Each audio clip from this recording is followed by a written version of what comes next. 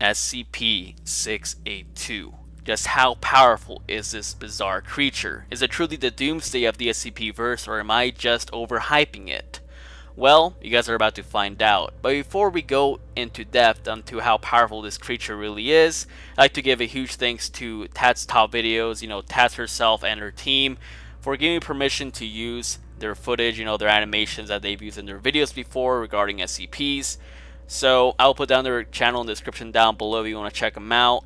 Huge thanks once again. I greatly recommend them. And without further ado, let's get started. So as I said in my previous video, SCP-682, I refer to it a lot as the doomsday of the SCP-verse, and that is without exaggeration, because this creature has adapted and has evolved and has countered pretty much anything that has been thrown at it. Like, you name it: reality warping, matter manipulation, plot manipulation, battlefield removal, reality warping, soul manipulation, anything you can think of that is used in versus battles, or that one of your favorite characters may use as an ability.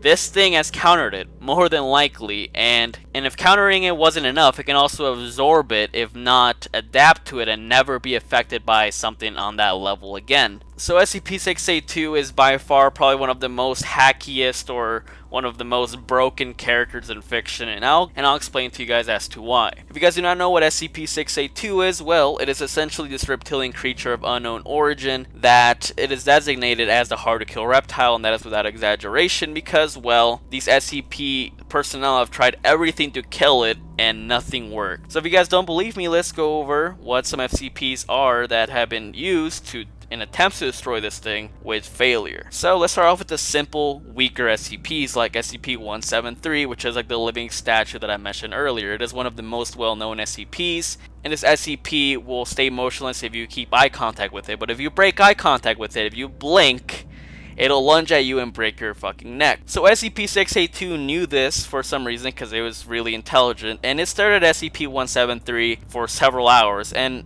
SCP personnel decided to, of course, shoot its eyes out, which allowed SCP-73 to attack it and cause heavy trauma and injury to it.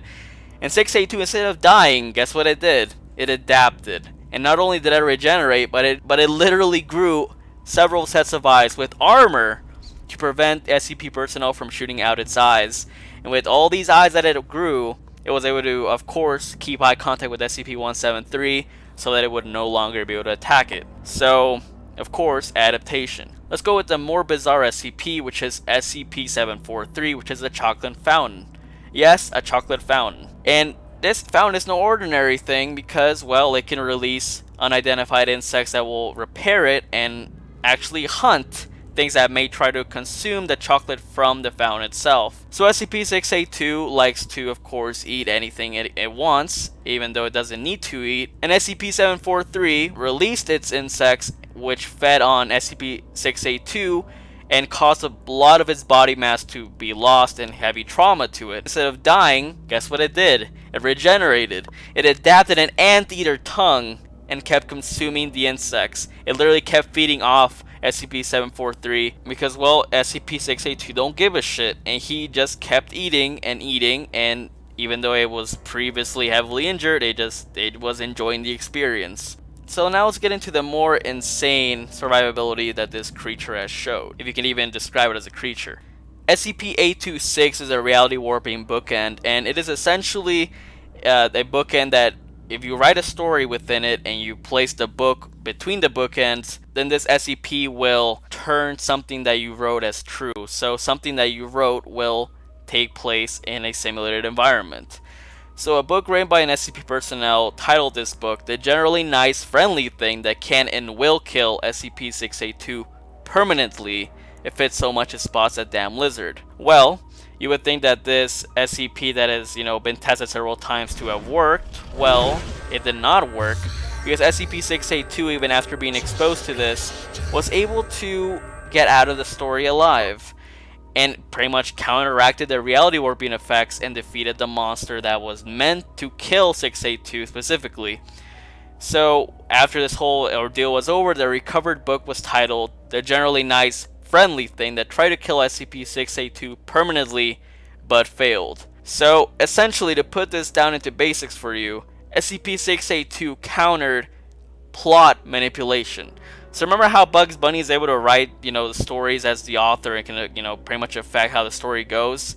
SCP-682 countered that, essentially. It countered the plot. It basically countered the author, if you think about it. So that is pretty damn insane. But it gets even better. SCP-536 is essentially this chamber that can affect universal constants like the speed of light, the gravitational constant, Planck's constant, fundamental charges, and how molecules and atoms work within the universe. So SCP-682 was exposed to this chamber, and all these settings that were naturally in a stable environment were turned all the way down so that these constants were all over the place, meaning that something that was normally accustomed to these constants would get killed pretty much immediately. And due to this, SCP-682 was disintegrated to such a vast percentage of its body. 99% of its body mass was completely disintegrated and only 1% of it remained. And you would think, oh hey, so this thing should be pretty much dead, right? The thing is, SCP-682, instead of dying, it was actually able to reform into an unknown form of matter, and it kept it together by quantum effects. So it was unaffected by these constants being switched all over the place, and it actually enjoyed the experience as set up by one of the SCP personnel. So to put it simply to you, even if you affect universal constants, it will adapt, remain alive, and transform into a new form of matter. If I want to put this to you simply, this could be really similar to a gag character. You know how a gag character can counteract, the laws of physics within its own universe? Well, SCP-682 essentially did the same thing right here. And that is not even the most insane thing it has done. Now this is where we get a bit more strange. SCP-507 is a human male that is able to teleport to other realities, dimensions, if not an entire separate universe. So SCP-682 was attached to SCP-507 and is essentially battlefield removal. He is sent to another dimension, yet hours later, a near identical, if not an exact copy of 682 from another dimension comes back from being battlefield removal. So if you send SCP-682 to another dimension, it'll fucking come back to you. Doesn't matter. Now, if that wasn't insane enough, an SCP that basically does a fictional setting or a fictional simulation for dealing with SCPs and how to exterminate them, it was described that SCP-682 would be sent to, of course, space, and a bunch of bombs would be exploded upon it. Now, these were no ordinary bombs. There were over 20 billion hydrogen bombs that would be exploded upon it. And in the simulation, it was implied that SCP-682 was weakened before this. 20 billion hydrogen bombs would be essentially releasing over 1 trillion megatons of force of TNT, which would be more than capable of destroying large portions of the Earth. So hey, tanking all these hydrogen bombs is pretty impressive, but the thing is, within the simulation, it was described that SCP-682, just 0.03 milliliters of its blood survived, and guess what? It adapted, it grew to the size of Saturn, and proceeded to eat planets. It literally did what Galactus did. So, now before we get to the real good part, you guys must know that dozens of experiments have been tried on SCP-682, many of these other SCPs, which, can of course control the mind, they can manipulate souls, and SCP-682 was able to counteract these quite easily. And even one of the SCPs, which is referred to as essentially the god of the SCP universe, this omnipotent being stated that he could not destroy SCP-682, and that is because he did not create it, meaning that SCP-682 is not even from the same dimension or the same universe as our own. Now, if that wasn't insane enough, let's go over the most impressive feat that we have for SCP-682. Well, not really a feat, but more of a statement that proves that SCP-682 is clearly an universal level threat, if not beyond that. So there's this SCP known as 738, which is essentially a set of furniture. A personnel may sit on one of these pieces of furniture, and they will be met with the voice, or of course one of the entities within SCP-738 that will make a deal with you. And whoever makes contact with it can bargain, and the entity will demand something of equal or greater value. So, a researcher asked the entity, what would you want in exchange for permanently destroying the entity, which we refer to as SCP-682, while leaving this planet, its biosphere, its human population, its human civilization, the SCP Foundation, and the rest of the universe intact? And the entity replied with, your foundation couldn't afford it, and you personally definitely couldn't afford it. This pretty much gives you proof that SCP-682 cannot be destroyed without bringing harm to the universe. Meaning that SCP-682, it cannot die unless you want to destroy the universe. So that's a pretty clear statement. So to give you guys a quick rundown, in effect, SCP-682 is immune to many of these abilities in at the very least infinite 3D levels, if not much higher, because of course, as I said, he's beyond the universal, going by the statement. So he cannot be destroyed without keeping the universe intact. He is immune to matter manipulation,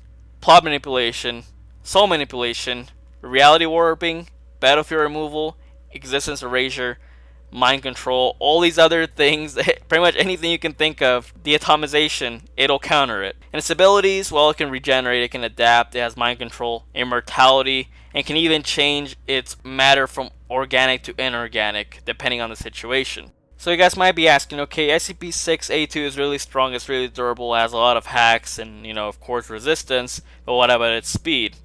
Well, as I mentioned earlier, he was able to survive in a chamber. Actually, what did I say he? I can't assume it's gender. But the thing is, it was able to survive being in a chamber that can affect the constants, of course, the speed of light.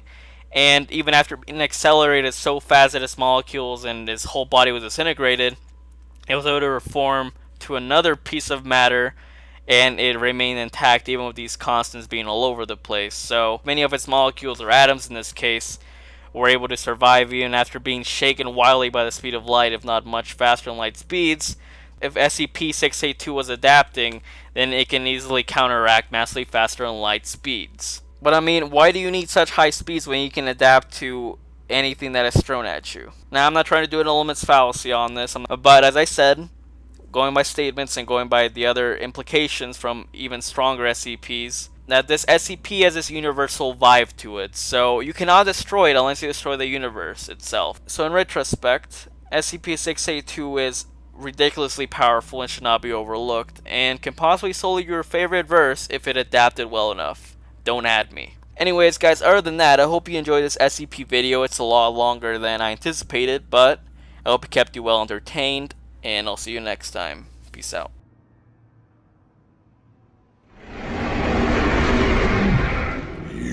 Wretched, conniving, ignorant, deceptive apes. You've brought this on yourselves.